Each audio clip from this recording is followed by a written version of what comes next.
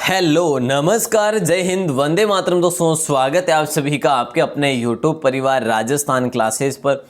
आएगा दोस्तों आज की क्लास को एक बार फिर से सुपरफास्ट करते हैं, इम्पोर्टेंट करते हैं मेरे दोस्तों। आज की क्लास ये आपके लिए बहुत महत्वपूर्ण होगी क्योंकि ये जो स्पेल है ना, यहाँ से जो स्पेल शुरू होता है ये भारतीय इतिहास का दोस्तों वापस से बहुत इंपॉर्टेंट है। जैसे अपन ने बात की मौर्यकाल, गुप्त मौर्यकाल की बात की मेरे दोस्तों, और वहाँ पर काफ़ी अपने जो है सिंधु सभ्यता वगैरह की, तो वो तो अपने लिए इंपॉर्टेंट थे। अब से जो क्वेश्चन बनने वाले ये भी बहुत इंपॉर्टेंट होंगे।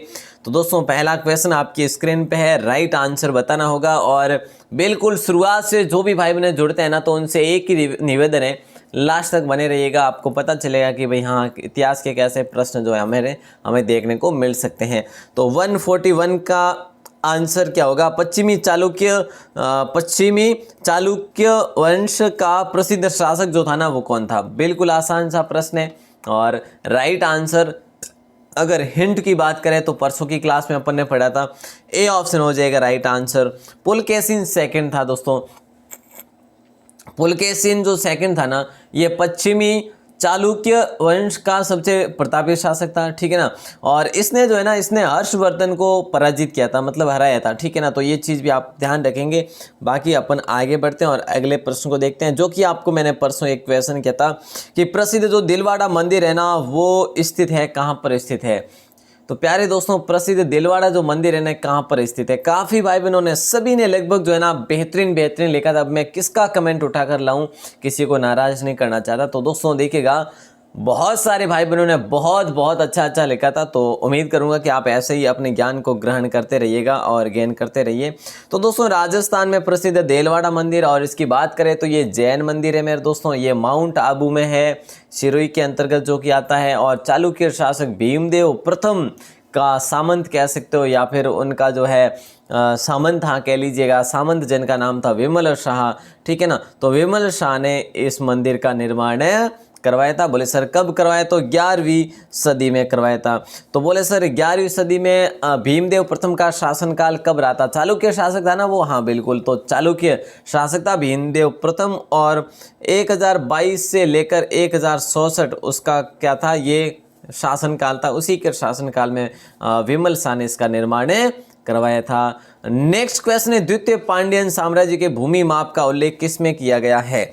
द्वितीय पांड्यन साम्राज्य के भूमि माप का उल्लेख जो है किसमें किया गया, ये आपको बताना है। थलवईपुरम तांबे की प्लेटों, या उत्तर मेरू शिलालेख, या कुडुमियमलई शिलालेख, या फिर कसाकुड़ी तांबे की प्लेटों से। तो प्यारे दोस्तों यहाँ पर आपको बिना टाइम वेस्ट किए बता दूं, ए ऑप्शन राइट आंसर हो जाएगा आपका, ठीक है ना। द्वितीय पांड्यन साम्राज्य के भूमि माप का उल्लेख थलवईपुरम की तांबे की प्लेटों में किया गया। तो राइट आंसर ए ऑप्शन हो जाएगा। बिल्कुल आसान सा प्रश्न है। और अगला प्रश्न अगला है कि विक्रमांक देवाचरित्र, देखिएगा विक्रमांक देवाचरित्र के लेखक जो थे ना वो कौन थे? विल्लन थे, या पन्ना थे, या पंपा, या फिर रन्ना? ये बहुत बड़ा महत्वपूर्ण प्रश्न है, बहुत महत्वपूर्ण प्रश्न है मेरे दोस्तों। तो राइट आंसर होगा तो किसके साथ जाएगा? यहाँ पे तो बहुत आसान है ना, विक्रमांक देवचरित्र जो है ना विलन के साथ। ये शायद जो 2-3 पहले अपन ने पढ़ा भी था।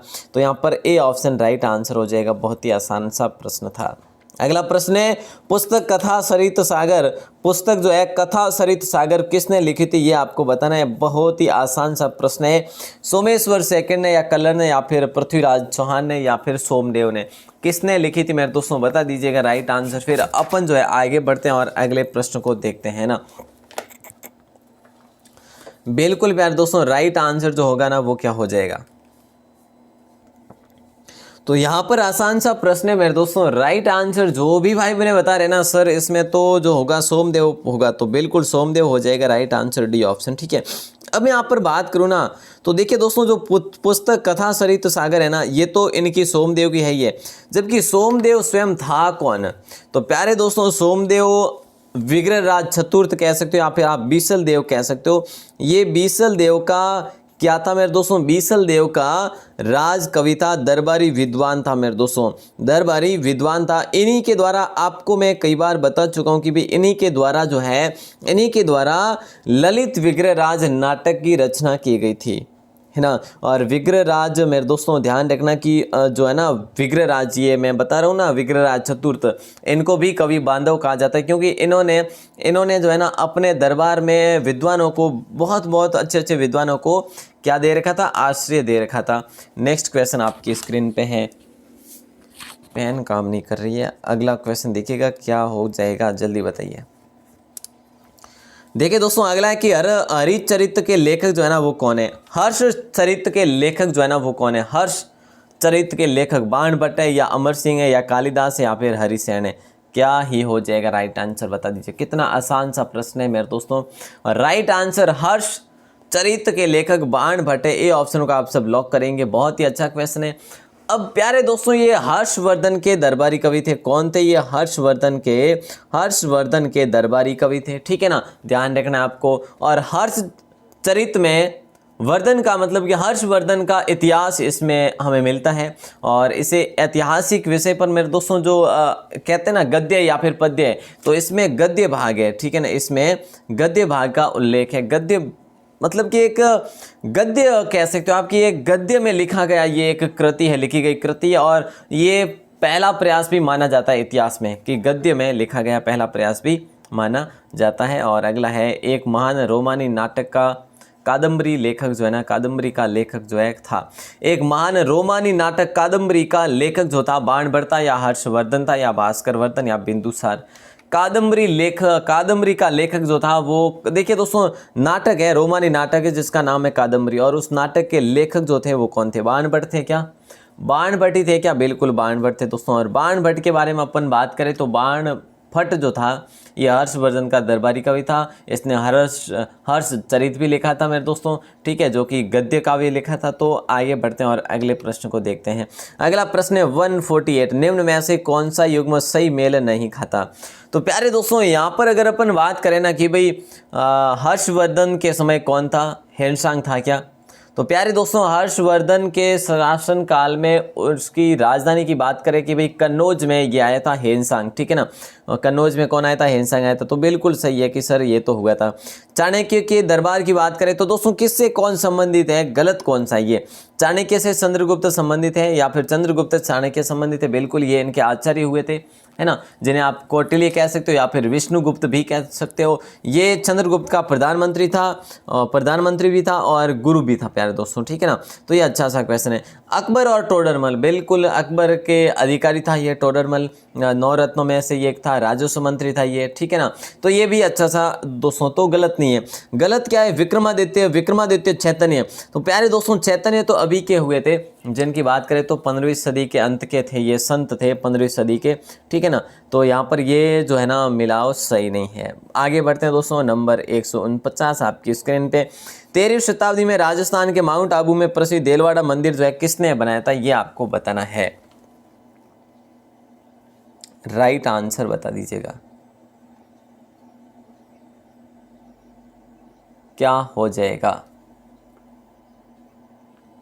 तो दोस्तों यहाँ पर जो है ना वो अलग था। ये मंदिर जो है ना ये दिलवाड़ा में है, लेकिन ये नेमिनाथ का मंदिर है। क्वेश्चन जो है ना, क्वेश्चन इस प्रकार का आपसे पूछ सकते हैं, लेकिन दोस्तों यहाँ पर जो है ना ये नेमिनाथ का मंदिर बनाया था।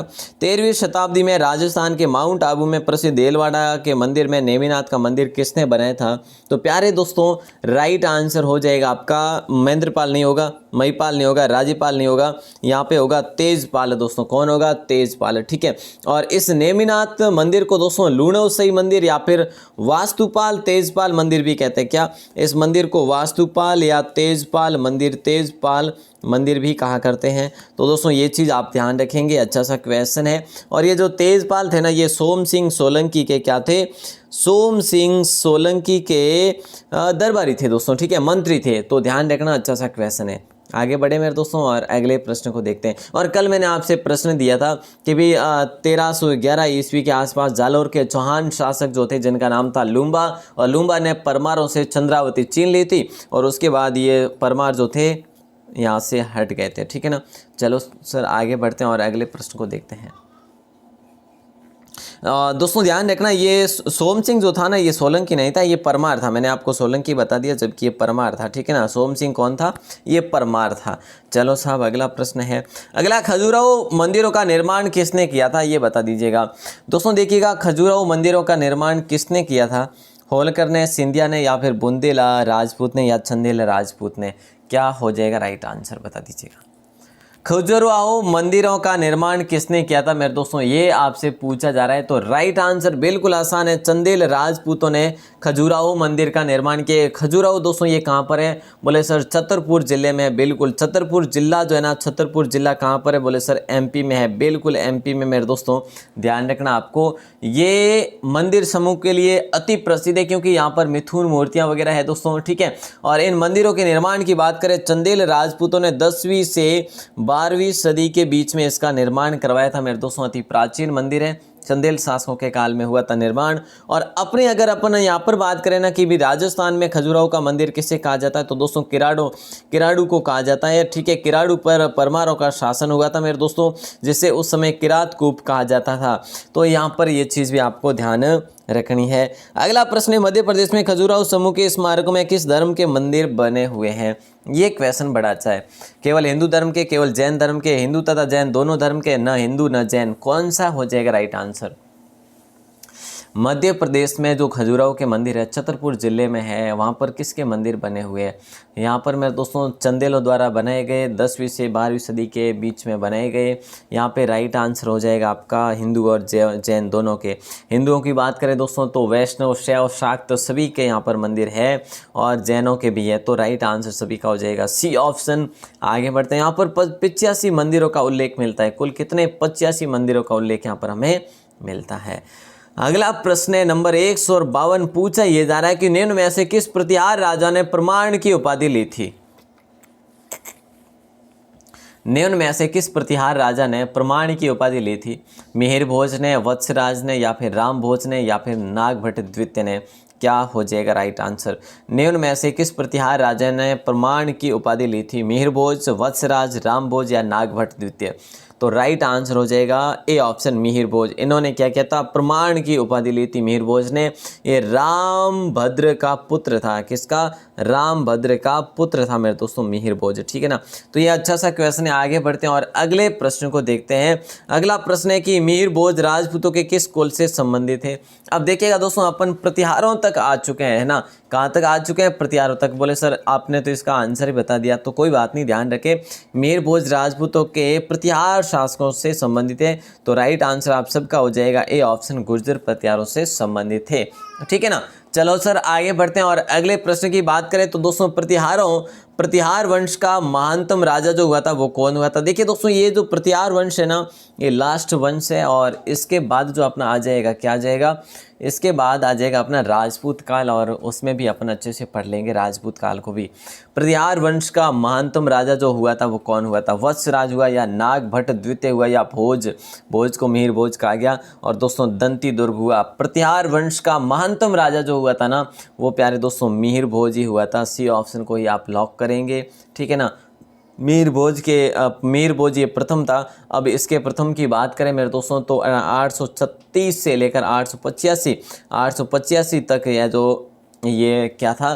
तो प्यारे दोस्तों इनका ये शासनकाल था, ठीक है। प्रतिहार वंश का सर्वाधिक महत्वपूर्ण शासक यही हुआ था। इसने लगभग जो है ना 50 वर्षों तक शासन किया था।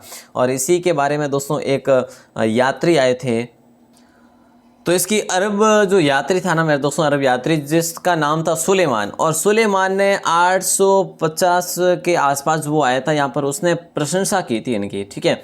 तो मिहिर भोज ने भी काफ़ी उपाधियाँ धारण की थी। आदिवरा है, आदिवरा और प्रभास वगैरह आदि की जो है ना उपाधियाँ धारण की थी, ठीक है ना। तो ध्यान रखना मेरे दोस्तों। और आगे बढ़ते हैं, अगले प्रश्न को देखते हैं। हेनसांग किसके शासनकाल के दौरान भारत आया था? ये बता दीजिएगा, आंसर क्या हो जाएगा? हेनसांग किसके समय में भारत आया था, ये आपको बताना है। बहुत ही अच्छा क्वेश्चन है मेरे दोस्तों। राइट आंसर क्या हो जाएगा?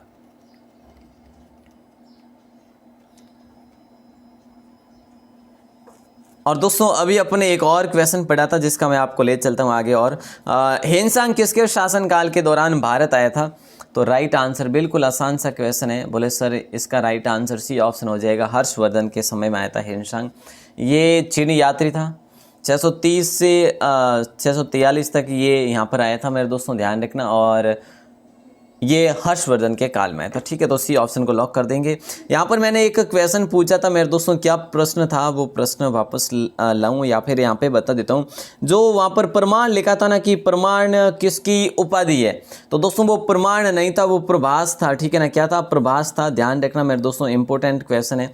ठीक है ना, प्रमाण काफ़ी बुक में प्रमाण था इसीलिए वहाँ पर टाइप हो गया प्रमाण, बट जबकि वो क्या है, वो प्रभास है। ठीक है ना, तो प्रभास की उपाधि किसने धारण की थी? भोज ने या फिर मिहिर भोज को। ठीक है, तो ये रामभद्र के उत्तराधिकारी हुए थे दोस्तों। और इनका जो साम्राज्य विस्तार था ना, पंजाब और मतलब कि उत्तर प्रदेश और महाराष्ट्र मालवा तक है जो इनका साम्राज्य विस्तार हो गया था। अगला प्रश्न आपकी स्क्रीन पे है, प्रिंस ऑफ पिलग्रिम्स नाम किसे प्रदान किया गया था? ये बता दीजिएगा, आंसर क्या हो जाएगा। प्रिंस ऑफ पिलग्रिम्स नाम किसे प्रदान किया गया था, ये आपको बताना है। प्रिंस ऑफ पिलग्रिम्स नाम किसे प्रदान किया गया था? राइट आंसर बता दीजिएगा। तो फायान को या इसिक को या फिर जो है ह्वेनसांग को या फिर मैक्सनीज को। दोस्तों राइट आंसर सी ऑप्शन होगा यहाँ पर भी आपका। हर्ष के शासनकाल में भारत आए थे, चीनी यात्री थे। इन्हें तीर्थ यात्रियों का राजकुमार कहा जाता है। तीर्थ यात्रियों का राजकुमार कहा जाता है। तो प्रिंस ऑफ पिलग्रिम्स हो गया ना, तो अब वही तो क्वेश्चन है। अगर आपको तीर्थ यात्री का राजकुमार पता है तो आप प्रिंस ऑफ पिलग्रिम्स भी बता सकते हैं, राइट आंसर है ना। तो बिल्कुल आसान सा है, सी ऑप्शन को आप सब ब्लॉक कर लेंगे। अगला प्रश्न है, हर्षवर्धन को किसने पराजित किया था? ये बता दीजिएगा आप। तो आंसर देखिए दोस्तों, हर्षवर्धन को किसने जो है पराजित किया था? प्रभाकर वर्धन ने या फिर पुलकेशिन सेकंड ने या नरसिंह वर्मन, पल्लव ने या शशांक ने? हर्षवर्धन को किसने पराजित किया था, ये आपको बताना है।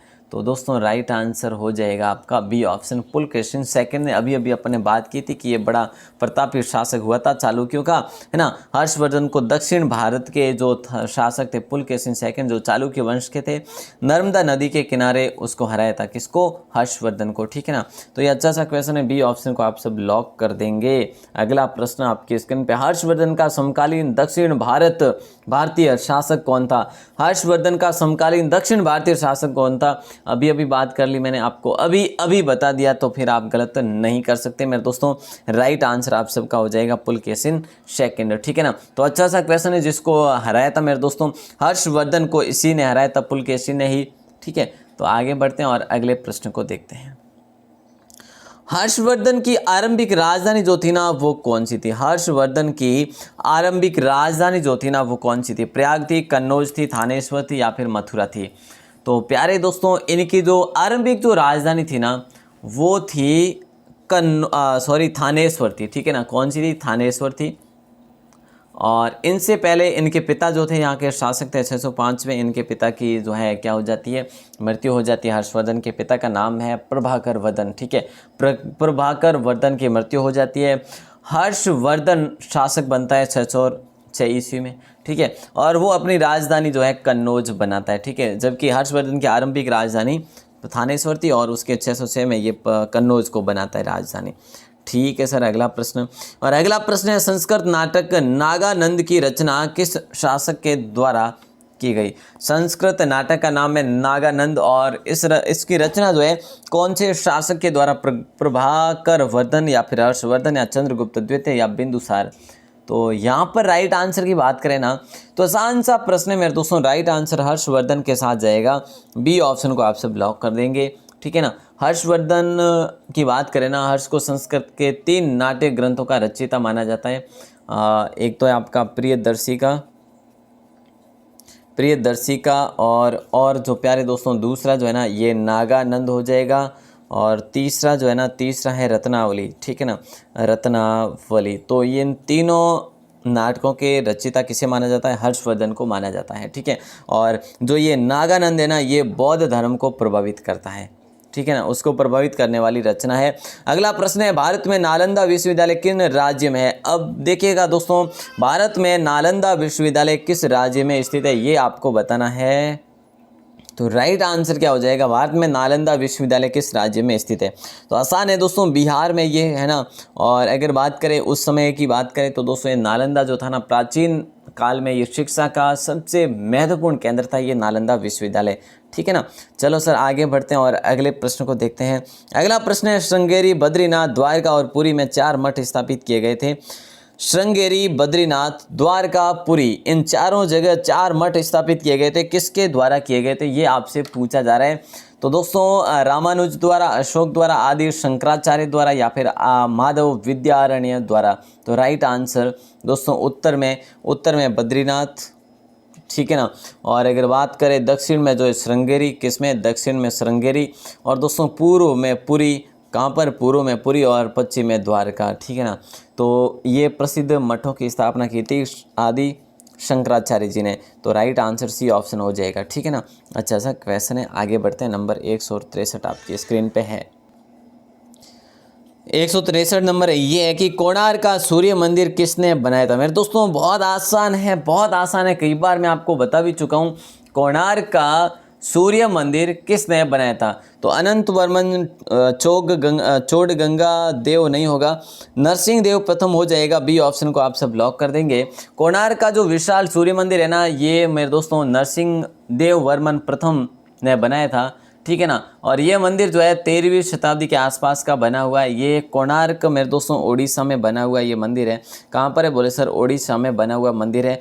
अब आपसे यहाँ पर मैं पूछ लूँ कि भाई ये अति प्राचीन मंदिर तो है, इसी प्रकार राजस्थान का कोणार्क किसे कहते हैं। तो राजस्थान का कोणार्क मेरे दोस्तों ओसिया को कहते हैं, क्योंकि ओसिया में कोणार्क, ओसिया में सूर्य मंदिर है प्राचीन, ठीक है। तो वो प्रतिहारों के द्वारा बनाया गया है। जबकि बात करें तो उसे अपन कोणार्क भी कहते हैं, इसे ब्लैक पैगोडा भी कहते हैं, ठीक है साहब। आगे बढ़ते हैं। 167 नंबर क्वेश्चन आपकी स्क्रीन पे है। 167 में ये पूछा जा रहा है कि नालंदा विश्वविद्यालय को नष्ट करने वाला मुस्लिम जो आक्रमणकारी था वो कौन था। मुस्लिम आक्रमणकारी जो था वो कौन था, नालंदा विश्वविद्यालय को नष्ट करने वाला। अलाउद्दीन खिलजी, मोहम्मद बिन तुगलक, मोहम्मद बिन बख्तियार या मोहम्मद बिन कासिम होगा। क्या हो जाएगा राइट आंसर। तो मोहम्मद बिन बख्तियार जो है ना मेरे दोस्तों ये था, ठीक है, इसके द्वारा ये नष्ट किया गया था। अच्छा सा क्वेश्चन है, सी ऑप्शन को लॉक करेंगे। यहाँ पर सी ऑप्शन को लॉक कर देंगे आप सभी। 165 आपकी स्क्रीन पे है, ज़रा ध्यान देना। देखिए दोस्तों 738 ईस्वी में अरबों को पराजित किया था। 738 ईस्वी में अरबों को पराजित किया था प्रतिहारों ने या राष्ट्रकूटों ने या पालों ने या फिर जो है चालुक्यों ने। 738 ईस्वी में अरबों को पराजित किसने किया था। तो यहाँ पे ये सिंपल सा क्वेश्चन है, राइट आंसर ए ऑप्शन हो जाएगा। प्रतिहारों ने किया था। प्रतिहार की बात करें अपन तो ए ऑप्शन को लॉक करेंगे, ठीक है ना। 738 में ये युद्ध हुआ था मेरे दोस्तों। कब हुआ था, 738 में। इस युद्ध में प्रतिहार राजा नागभट था, ठीक है ना। और नागभट के नेतृत्व में राजपूतों का एक संघ बना था मेरे दोस्तों। और इस राजपूत संघ ने इस अरबों को यहाँ से पराजित किया था, अरब सेना को हराया था मेरे दोस्तों, ध्यान रखना, ठीक है ना। और बात करें तो ये अरब सेना जो आई थी ना, ये किसके नेतृत्व में आई थी। तो दोस्तों मैं आपको यहाँ पर लिख देता हूँ, ठीक है। जुनैद, देखिए ध्यान दे देना थोड़ा सा, अगर हिंट भी मिल जाए ना आपको। जुनैद इब्न अबुर रहमान, अब्बुर है, ठीक है, अबुर रहमान अलमारी, ठीक है। तो अलमारी का जब भी नाम आए मेरे दोस्तों तो ध्यान रखना कि ये नागभट द्वितीय से संबंधित है, इसके सामने ये लड़ा था, ठीक है। अगला प्रश्न है, सांची का महान स्तूप जो है ना ये कहाँ पर है। सांची का महान स्तूप जो है ना ये कहाँ पर है। उत्तर प्रदेश में, मध्य प्रदेश में, अरुणाचल प्रदेश में या फिर आंध्र प्रदेश में। आसान सा प्रश्न है, बहुत आसान प्रश्न है। सांची का स्तूप जो है ना ये कहाँ पर है। ये रायसेन जिले में मेरे दोस्तों। कहाँ पर है, कौन से जिले में, रायसेन जिले में है। राइट आंसर एमपी हो जाएगा, बी ऑप्शन। इस स्तूप को सम्राट अशोक ने बनाया था। प्रारंभ में ये ईंट निर्मित था वैसे बात करें तो। और दोस्तों इसके बात करें ना कि भाई इस स्तूप का व्यास क्या है, इस स्तूप का व्यास क्या है लगभग, तो 40 मीटर और दोस्तों व्यास है। और ऊंचाई की बात करें तो 16.50 मीटर है। तो ये चीज़ भी आपको ध्यान रखनी है। आगे बढ़ते हैं और अगले प्रश्न को देखते हैं। गीत गोविंद के रचयिता कौन है मेरे दोस्तों, ये बता दीजिएगा आप। तो गीत गोविंद के रचयिता कौन है, विद्यापति या जयदेव या फिर वेद व्यास या विष्णु शर्मा। क्या हो जाएगा राइट आंसर। गीत गोविंद के रचयिता कौन है। तो दोस्तों राइट आंसर हो जाएगा बी ऑप्शन आपका, जयदेव हो जाएगा। ये जयदेव सर कौन थे? तो प्यारे दोस्तों सेन राजा हुए थे, सेन वंश के राजा, जो कि अंतिम राजा थे, जिनका नाम था लक्ष्मण सेन। सेन वंश के अंतिम, सेन वंश कहाँ पे हुआ करता था? ये बंगाल में हुआ करता था। तो बंगाल में सेन वंश के अंतिम शासक थे जिनका नाम था लक्ष्मण सेन, और लक्ष्मण सेन के आश्रित कवि थे जयदेव, और जयदेव ने गीत गोविंद की रचना की थी। तो अच्छा क्वेश्चन है कि नहीं है? बोले सर है तो सही। अगला प्रश्न देख लीजिएगा। नेक्स्ट क्वेश्चन है, सबसे पहले तोमर राजपूतों के काल में राजधानी बनी। सबसे पहले तोमर राजपूतों के काल में राजधानी बनी तो दिल्ली होगा, या फिर दिल्ली जो बनी, या फिर पाटलिपुत्र बनी, या कलकत्ता, या तक्षशिला। प्यारे जो भी भाई बहन लास्ट तक बने रहे उनका दिल से आभार, धन्यवाद, क्योंकि आपने धैर्य रखा। धैर्य नाम की चीज़ बहुत कम होती है आजकल, बट आपने रखा तो बहुत बढ़िया। राइट आंसर सबसे पहले तोमर राजपूत, राजपूत काल आ गया मेरे दोस्तों। तोमर राजपूतों के काल में राजधानी बनी तो दिल्ली बनी थी। ए ऑप्शन को लॉक कर देंगे ना। और तोमर जो था ना, ये उत्तर पश्चिम भारत का एक राजवंश हुआ करता था। इन्होंने पहले तो दिल्ली को मेरे दोस्तों बनाया राजधानी, जबकि उस समय दिल्ली को दिल्ली का कहा जाता था। क्या? दिल्ली का कहा जाता था। वैसे इसको दिल्ली दिहिलिका भी कहा जाता, दिहिलिका भी कहा जाता, और इसे दिल्ली का भी कहा जाता था। क्या? दिल्ली का भी कहा जाता था। ये दिल्ली के अन्य नाम है दोस्तों, ध्यान रखना, ठीक है, प्राचीन नाम है। 169 में पूछा जा रहा है, दिद्दा नाम की रानी ने भारत के किस भाग पर 980 से 1003 तक शासन किया था? दिद्दा नाम की ये जो थी ना, ये मेरे दोस्तों कहाँ की थी? अवध की, या फिर कश्मीर की, या सिंध की, या फिर बंगाल की? तो बात करें ना यहाँ पे राइट आंसर की, तो आपका बी ऑप्शन हो जाएगा। बिल्कुल आसान है। ये लोहार वंश का जो है ना, लोहार वंश दोस्तों कश्मीर में ही हुआ था वैसे, है ना, लोहार वंश था ये, ठीक है ना। तो लोहार वंश के राजा सिंह राज की पुत्री थी, ठीक है ना, और काबुल के हिंदू शाही भीम शाही की पौत्री थी। तो ध्यान रखना आपको पुत्री के बारे में, राजा सिंह राज की ये पुत्री थी। दिद्दा नाम था इनका, लोहार वंश के राजा की पुत्री थी। कश्मीर में शासन किया था 980 से 1003 तक। लास्ट क्वेश्चन है 170 नंबर। सिंध पर विजय प्राप्त करने वाले अरब सेना के सेनापति का नाम बता दीजिएगा, क्या हो जाएगा?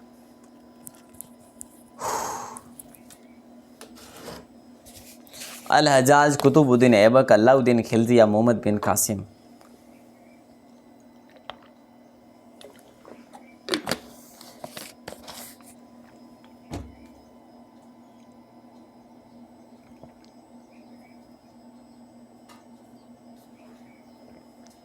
भारत पर पहली बार आक्रमण किया दोस्तों, जिसने किया ना वो है मोहम्मद बिन कासिम। मतलब कि अरब, देखिए दोस्तों, अगर बात करें ना सिंध पर विजय प्राप्त करने वाले अरब सेना, तो अरबी जो था वो पहला जो कौन था, वो था मोहम्मद बिन कासिम। इसने भारत पर आक्रमण किया। कब किया? बोले सर 712 ईस्वी में किया। सबको जानकारी, कई बार बता चुका हूँ, मोहम्मद बिन कासिम ने भारत पर आक्रमण किया 712 ईस्वी में किया, कि अरब का ये निवासी था। इसने सिंध पर सबसे पहले आक्रमण किया। वहाँ का राजा जो था वो दाहिर नाम से राजा था, है ना। तो बहुत आसान है, उसको उसकी हार भी हो गई थी। तो बिल्कुल आसान सा क्वेश्चन है, डी ऑप्शन को आप सब ब्लॉक कर देंगे, ठीक है ना। और आपके कितने सही हुए? 170 में से। वैसे क्वेश्चन कोई टफ नहीं थे। अगर दोस्तों सॉरी 170 क्या 30 में से आपके कितने सही हुए? अगर 15 से 20 हो रहे हैं ना मेरे दोस्तों, तो अच्छी बात है, क्योंकि आज पढ़ लिया आपने, आज के बाद आपके 25 से 30 सही हो जाएंगे, है ना। तो 15 से 20 अगर हो रहे हैं आज तक, इससे पहले हो रहे हैं ना, तो बहुत बढ़िया, अच्छी बात है। बेस्ट लक आपको, बेस्ट ऑफ लक आपको। तो प्यारे दोस्तों, आज का क्वेश्चन दे रहा हूँ आपको, आंसर देना है बाहर आके। सुल्तान महमूद जो था ना, सुल्तान महमूद गजनवी, सुल्तान महमूद गजनवी कहाँ का शासक था दोस्तों, ये आपको बताना है। इतना आसान सा, पारस का, गजनी का, लाहौर का, या फिर अरब का? इतना आसान सा क्वेश्चन पूछा जा रहा है। तो इसने भारत पर कितने आक्रमण किए थे, आपको पता हो तो ये भी बताइएगा ज़रूर, है ना। तो प्यारे दोस्तों, ये तो आपका आज का क्वेश्चन है, अंतिम क्वेश्चन, जिसका आंसर दे दीजिएगा। उम्मीद करूँगा कि आपको क्लास अच्छी लगी होगी, आप लास्ट तक बने रहे हैं, तो आपका आभार। तो दोस्तों, जय हिंद, वंदे मातरम। अगर पहली बार हो चैनल पर तो सब्सक्राइब कर लीजिएगा, बेल प्रेस भी दबा दीजिएगा, जिससे आपको जो है नोटिफिकेशन भी मिल जाएगा समय समय पर। सुबह 9 बजे क्लास होती है, और उसके बाद अपनी क्लास जो होती है डेली 6 बजे शाम के टाइम, और रात्रि 9 बजे क्लास होती है, ठीक है ना। तो बिल्कुल मेरे दोस्तों, आप सबका आभार। इसी प्रकार अपना विश्वास और स्नेह बना रहे। धन्यवाद। जय हिंद।